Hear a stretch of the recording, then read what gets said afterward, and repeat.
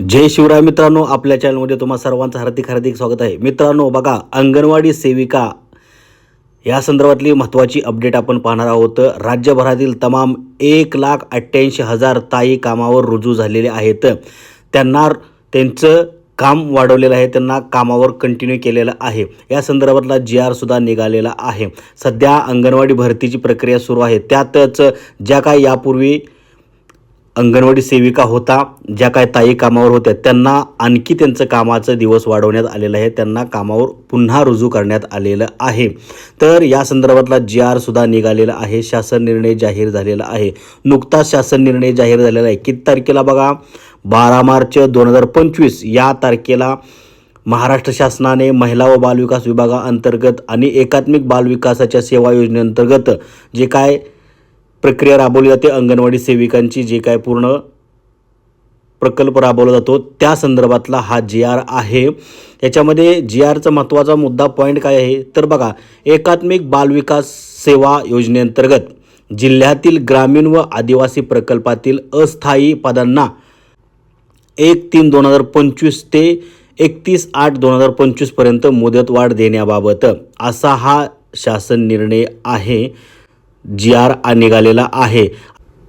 तर बघा, या GR मध्ये काय म्हटलेलं आहे, एकात्मिक बालविकास सेवा योजनेतील 449 ग्रामीण व आदिवासी प्रकल्पातील 5,423 अस्थायी पदे आणि शासन निर्णय 5/9/2014 अन्वये 34 जिल्हा कक्षातील 228 नियमित अस्थायी पदे आणि अतिरिक्त ठरत असलेली परंतु पुढे चालू ठेवणे आवश्यक असलेली 167 अस्थायी पदे अशी एकूण 5,818 अस्थायी पदे, तसेच एकात्मिक बालविकास सेवा योजनेअंतर्गत कार्यरत असलेल्या 90,832 बघा 90,832 अंगणवाड्यातील 90,832 अंगणवाडी सेविका व 90,832 अंगणवाडी मदतनीस अशी एकूण 1,81,664 किती 1,81,664 इतकी मानधनी पदे आहेत.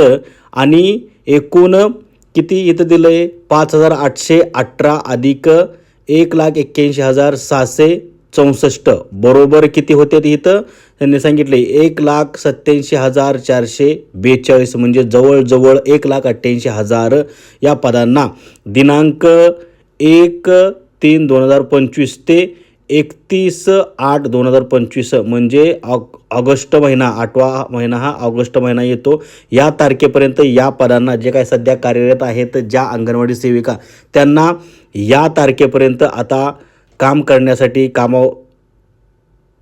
पदावर रुजू होण्यासाठी पुन्हा त्यांना मुदतवाढ देण्यात आलेली आहे. त्यांचं कामाचं दिवस आणखी वाढवण्यात आलेलं आहे.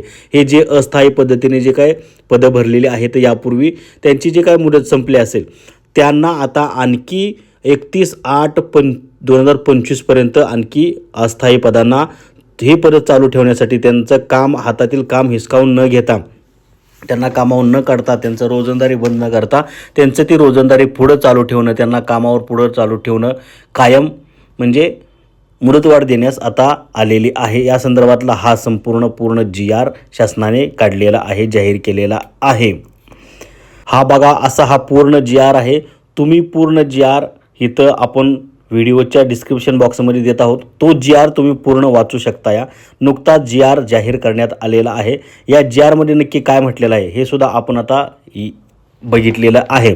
त्यामुळे जवळपास 1,88,000 जे काय अंगणवाडी सेविका आहेत त्यांना आता त्यांच्या मानधनी पदांना मुदतवाढ देण्यात आलेली आहे. म्हणजे त्या निश्चिंत झालेल्या 8 ऑगस्टपर्यंत, तरी त्या ऑगस्ट 2025 पर्यंत निश्चिंत झालेल्या आहेत अंगणवाडी सेविका.